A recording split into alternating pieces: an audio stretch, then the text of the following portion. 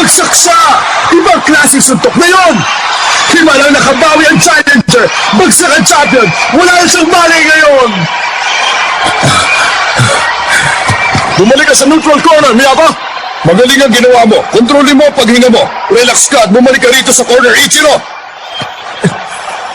1, 2, 3, 4!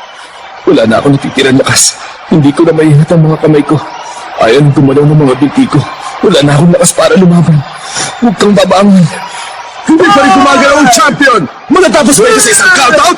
Huwag ka na tumayo! Matulog ka na lang dyan! Nakikiusap ka ba? Matulog ka na lang! Hindi ko mapigil ang manginig. Ang bangis ng suntok na yun.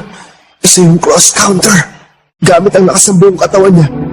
Isang pagkakamali lang. Siguradong katapusan na niya.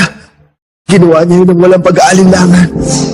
Nagawa niya lang yun dahil wala na siya sa katinuan. Para bang isinugal ni Miyata ang buhay niya. Hanggang ngayon, hindi ako makapaniwala. Yun ang jolt counter. Ang tanging suntok na makakatalo sa Bloody Cross ay ang jolt counter ni Ichiro. Ginamit niya lahat ng lakas niya para magawa niya yun. Huwag kang tatayo. 7! Signal champion! Gumagalaw na siya! Magawa pa kaya yung tumayo? Imposible. Pero tinamaan siya ng jolt counter. Yun ang pinakahuling suntok ko. Ginamit ko ng lahat ng lakas ko ron. Imposible. Bakit nakatayo pa siya? Tumayo ang champion! Gulat na gulat si Miyata!